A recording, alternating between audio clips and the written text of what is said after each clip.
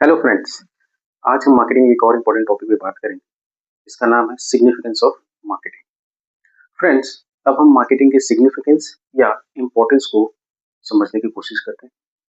Marketing का role सिर्फ selling तक लिमिटेड नहीं होता, बल्कि ये बिजनेस, कंज्यूमर्स और इकोनॉमी तीनों के लिए इक्वली इम्पोर्टेंट होता है।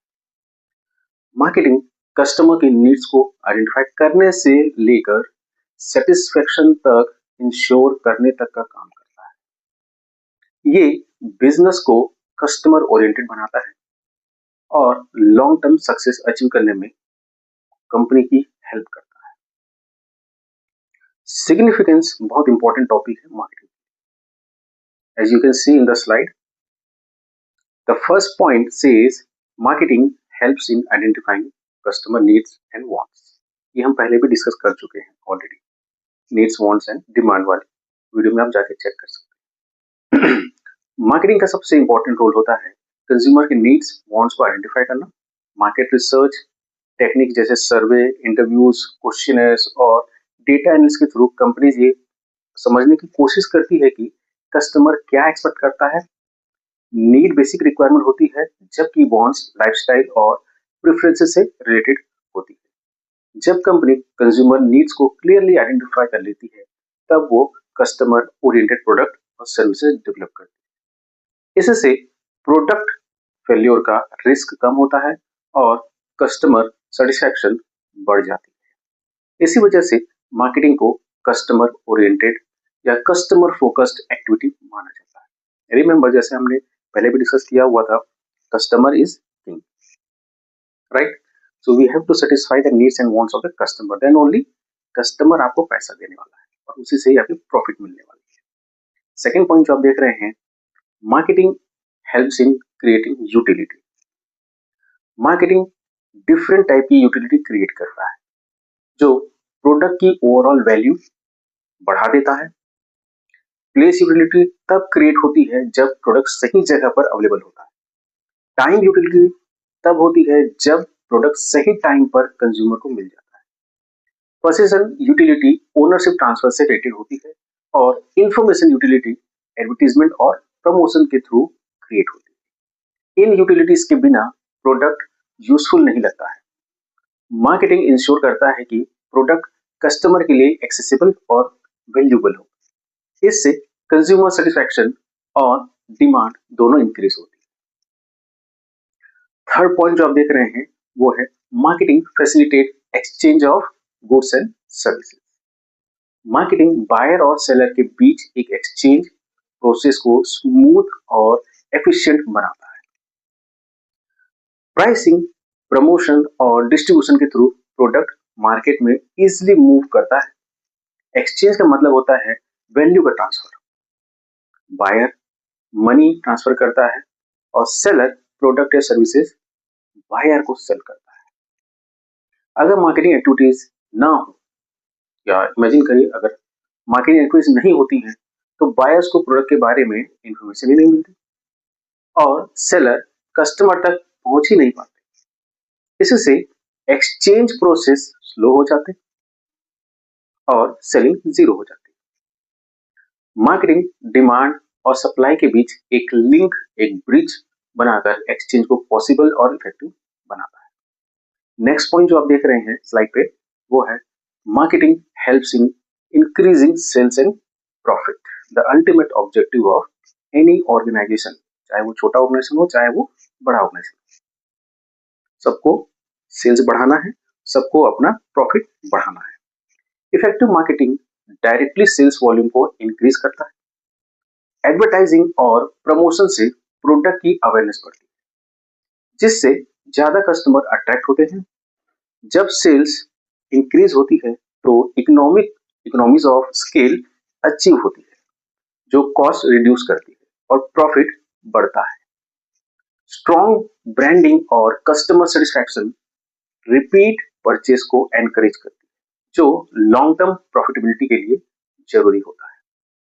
मार्केटिंग सिर्फ शॉर्ट टर्म सेल्स पर फोकस नहीं करता है, याद रखिए, बल्कि ये long term customer relationship develop करता है, जिसको हम शॉर्टकट में CRM कहते हैं, जो सस्टेनेबल प्रॉफिट इंश्योर करते हैं। नेक्स्ट पॉइंट जो आप देख रहे हैं स्लाइड में वो है marketing supports business growth and expansion. Marketing business growth और एक्सपेंशन में इंपॉर्टेंट रोल प्ले करता है। मार्केट रिसर्च के through marketing new market, new segment और न्यू कस्टमर ग्रुप को आइडेंटिफाई करता है। इससे या इसके through company product diversification, market penetration, geographic expansion कर सकता है। मार्केटिंग इनोवेशंस को भी प्रमोट करता है जिससे न्यू और इम्प्रूव्ड प्रोडक्ट्स डेवलप होते हैं। जब बिजनेस कंटिन्यूअसली कस्टमर नीड्स को सेटिस्फाई करता है तब सस्टेनेबल ग्रोथ पॉसिबल होती है। अगर आपका प्रोडक्ट आपके किंग को सेटिस्फाई करने में सक्सेसफुल रहा है तो ही आपका ग्रोथ पॉसिबल है। इसीलिए मार्केटिंग को बिजनेस एक्सपेंशन का फाउंडेशन भी माना जाता है। नेक्स्ट पॉइंट जो आप देख रहे हैं वो कहता है मार्केटिंग हेल्प्स इन फेसिंग कंपटीशन। आज के हाईली कॉम्पिटिटिव मार्केट में मार्केटिंग सर्वाइवल के लिए बहुत जरूरी होता है। हिंदी में कहावत है ना, जो दिखता है वही बिकता है। मार्केटिंग कॉम्पिटिटर एनालिसिस करता है और उनकी स्ट्रेंथ और वीकनेस को आइडेंटिफाई करता है। इसके बेसिस पर कंपनी डिफरेंशिएशन स्ट्रेटजी डेवलप करती है। डिफरेंशिएशन स्ट्रेटजी मतलब कैसे हम और हमारा कॉम्पिटिटर एक दूसरे से अलग है या हमारा प्रोडक्ट उनके प्रोडक्ट से कैसा अच्छा है। जैसे unique product features, better quality, attractive pricing और स्ट्रॉन्ग प्रमोशन के थ्रू हम अपने आप को कॉम्पिटिटर से बेटर बताने की कोशिश करते हैं। मार्केटिंग ब्रांड को एक यूनिक आइडेंटिफाई प्रोवाइड करता है जो कस्टमर के माइंड में स्ट्रॉन्ग पोजीशन बनाती है। इफेक्टिव मार्केटिंग के बिना कंपनी कंपटीशन में सर्वाइव ही नहीं कर सकती। नेक्स्ट पॉइंट जो आप देख रहे हैं marketing generates employment opportunities. Marketing directly और इनडायरेक्टली एम्प्लॉयमेंट अपॉर्चुनिटी क्रिएट करता है। Direct employment through advertisement agencies, sales department, market research firms और डिजिटल मार्केटिंग कंपनीज में भी होता है। इनडायरेक्ट